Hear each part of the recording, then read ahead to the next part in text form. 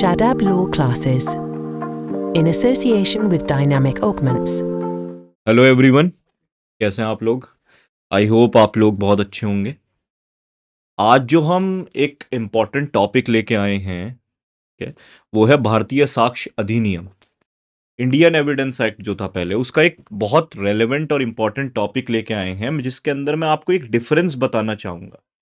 ये मैं अभी सिर्फ आई नो कि मैं बिना बोर्ड के आप लोगों को ये समझा रहा हूँ ये टॉपिक, बट ऐसा नहीं है। इसकी डिटेल्ड एक्सप्लेनेशन जो है मैं बोर्ड के साथ प्रॉपर तरीके से विद डायग्राम्स एंड ऑल मैं आपको प्रॉपर तरीके से समझाऊंगा। जस्ट एक वर्बली ओरली मैं आप लोगों के साथ ये टॉपिक को डिस्कशन में लेके आना चाह रहा था। तो आज का जो टॉपिक है हमारा बेसिकली वो most important topic of Indian evidence act है, जिसका नाम है relevancy and admissibility of evidence. ये judiciary exam point of view से अगर मैं कहूं, semester exam point of view से मैं कहूं, और मैं ये कहूं कि इस टॉपिक के बारे में सबको पता होना चाहिए।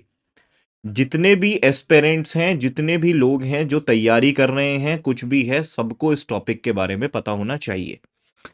तो इस टॉपिक की मैं शुरुआत इस तरीके से करना चाहूंगा कि सबसे पहले कि relevancy and admissibility of evidence, कि सबसे पहले रेलेवेंसी ऑफ एविडेंस क्या होता है। देखिए, इंडियन एविडेंस एक्ट के अंदर या भारतीय साक्ष्य अधिनियम के अंदर, ठीक है, फैक्ट्स को दो तरीके से बाइफरकेट कर रखा है।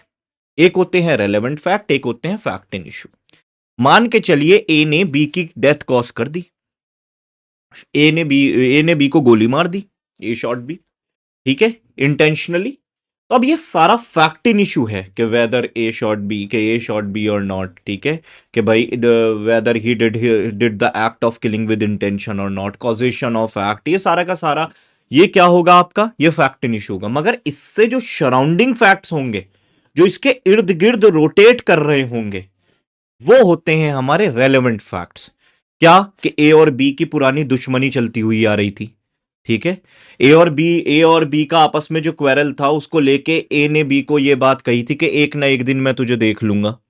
बात समझ में आ रही होगी आपको। फिर लोगों ने ये देखा कि ए बी के पीछे गन लेके भाग रहा था, ठीक है, फिर लोगों ने, ये एविडेंसेस हैं आपके लिए, रेलेवेंट फैक्ट हैं। फिर ए ने बी को धक्का दिया और उसके गन चला दी, ठीक है। गन चलाने के बाद ए ने सबको धमकी दी कि अगर किसी ने भी मेरा नाम लिया तो मैं उसे भी जान से मार दूंगा। जैसे ही ये बात कही तो पुलिस की वहां से वैन आ रही थी, उसकी आवाज सुन के, पुलिस की वैन की आवाज सुन के ए भाग दिया वहां से, भाग लिया वहां से।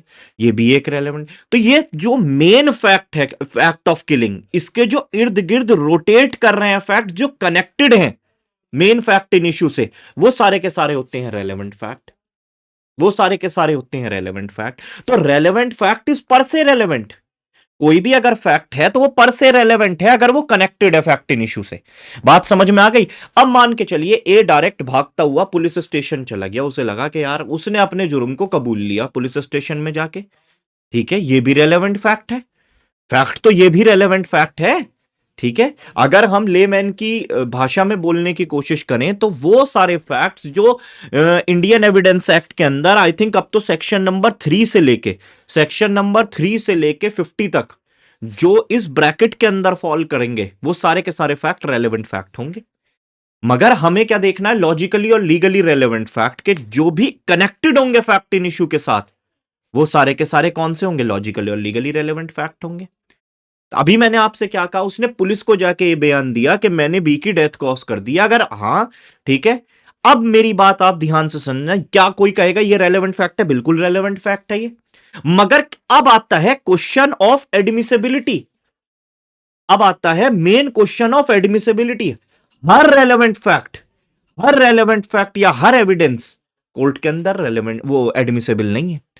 क्या होता है, confession given to police officer whether in custody और आउट ऑफ कस्टडी, अगर आपने कन्फेशन दिया है पुलिस ऑफिसर को, that is not admissible in the court.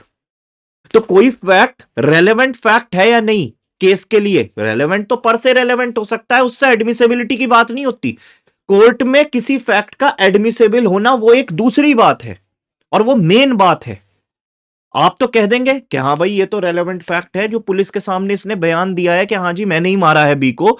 आप तो कहें बिल्कुल रेलेवेंट फैक्ट है, हाँ जी मैं भी कह रहा हूं बिल्कुल रेलेवेंट फैक्ट है। मगर क्या वो कोर्ट में एडमिसिबल है? बिल्कुल नहीं। एडमिसिबिलिटी का ये मतलब होता है कि अब आपका जब कोर्ट के सामने एविडेंसेस पेश होंगे तो आप एक लेके आएंगे कि हाँ भाई ऐसे ऐसे करके मैं एक रेलेवेंट फैक्ट लेके आया हूं। तो कोर्ट सबसे पहले उस रेलेवेंट फैक्ट की कि उस पे जो एविडेंस देना चाह रहे हैं आपके भाई, मान के चलिए मारने से पहले दो लोगों ने मान, एक मैं आपको संतोष कुमार सिंह वर्सेस एनसीटी दिल्ली का एक छोटी सी हाईलाइट दे रहा हूं। उसके अंदर दो लोगों ने, जो मेन ऑफेंडर था, जो एक्यूज था उसमें, ठीक है, जो मेन ऑफेंडर था उसे बाहर घूमते हुए देखा था। तो दो लोगों का जो बयान है वो रेलेवेंट फैक्ट है, बिल्कुल फैक्ट इन इशू से आ रहा है कि उसने मारा है, तो फैक्ट इन इशू से रेलेवेंट है, तो रेलेवेंट फैक्ट तो है ही वो। मगर क्या उन दोनों को जब कोर्ट में पेश किया जाएगा, क्या उनका एडमिसेबल है? क्या वो दो लोग कोर्ट के अंदर उस रेलेवेंट फैक्ट पे जो एविडेंस देंगे, ठीक है, क्या कोर्ट उस उन दोनों को एडमिसेबल करेगा? हां करेगा, बिल्कुल एडमिसेबल है। तो ऐसे ही confession given to police officer, क्या पुलिस को दिया हुआ कन्फेशन क्या रेलेवेंट फैक्ट है? हां रेलेवेंट फैक्ट है। रेलेवेंट फैक्ट तो पर से रेलेवेंट होता है। इसका मतलब यह है अगर वो फैक्ट इन इश्यू से कनेक्टेड है तो वो रेलेवेंट फैक्ट तो है, मगर मैटर आता है एडमिसिबिलिटी का। क्या वो कोर्ट में वो उसके ऊपर एविडेंस देना एडमिसेबल है? अगर कोर्ट कहता है कि हां एडमिसेबल है तो एडमिसेबल है, अगर कोर्ट मना कर दे तो नॉन एडमिसेबल है। और एडमिसेबिलिटी और नॉन एडमिसेबिलिटी कैसे पता लगेगी? वो हमने लिख रखी है एक्सप्लिसिट बेयर एक्ट्स वगैरह में कि भाई confession given to police officer is not admissible in the court. Confession between जो एक हस्बैंड और वाइफ के बीच में एक कम्युनिकेशन है, प्रिविलेज कम्युनिकेशंस वगैरह जितने भी होते हैं क्लाइंट और लॉयर्स के बीच में जो होते हैं, that is not admissible in the court. अब आप ये समझिए ना, मान के चलिए मैं हूं ही लॉयर, मेरे सामने कोई किसी ने मर्डर किया और वो मेरे सामने आके कह दे कि सर मैंने तो ऐसे ऐसे किया है, आप मेरे लॉयर हैं, आप बताएं मुझे इस सिचुएशन से निकालने। कल को मैं जाके कोर्ट में बयान दे दूं उसके अगेंस्ट, किसने तो मेरे सामने कह दिया, तो नहीं, नहीं वो एडमिसेबल नहीं होगा। अगर क्लाइंट और उसके बीच में, क्लाइंट और उसके एडवोकेट के बीच में अगर कोई सी भी कम्युनिकेशन है, that is not admissible in the court. तो एडमिसेबिलिटी और रेलेवेंसी दोनों अलग अलग चीजें हैं। कोई सी चीज रेलेवेंट है या नहीं वो आप कैसे पता लगाएंगे? अगर वो फैक्ट इन इश्यू से कनेक्टेड है कोई फैक्ट, ठीक है, तो वो रेलेवेंट फैक्ट हो गया, पर से रेलेवेंट हो गया। मगर कोई चीज रेलेवेंट होने से एडमिसेबल ऐसा नहीं हो सकता कि वो ऑटोमेटिकली एडमिसेबल हो गई। नो, एडमिसिबिलिटी ऑफ एविडेंस एक अलग चीज है।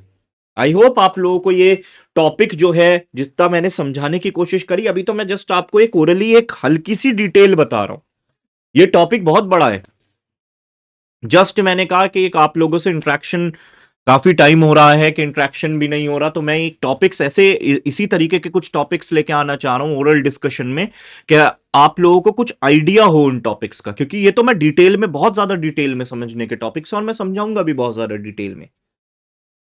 इसके लिए मैं एक एक चीज और कर रहा हूं, क्योंकि मैं अपने जो मेरा अपना ये पर्सनल यूट्यूब चैनल है इसके अंदर मैं एक चीज और करूंगा, मैं डिफरेंट डिफरेंट जो हमारे बेयर एक्ट्स हैं, जैसे इंडियन एविडेंस एक्ट, अब तो भारतीय साक्ष्य अधिनियम, भारतीय न्याय संहिता, भारतीय जितने भी सारे के सारे ये हैं, टीपी है, transfer of property act, contract act, इनकी अलग प्लेलिस्ट बनाऊंगा मैं।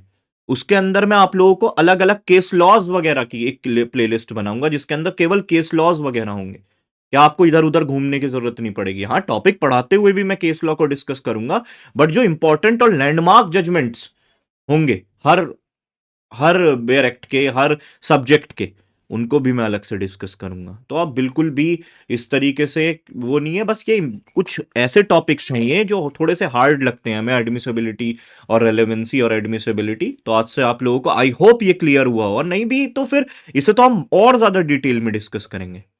So, as I say, all the best.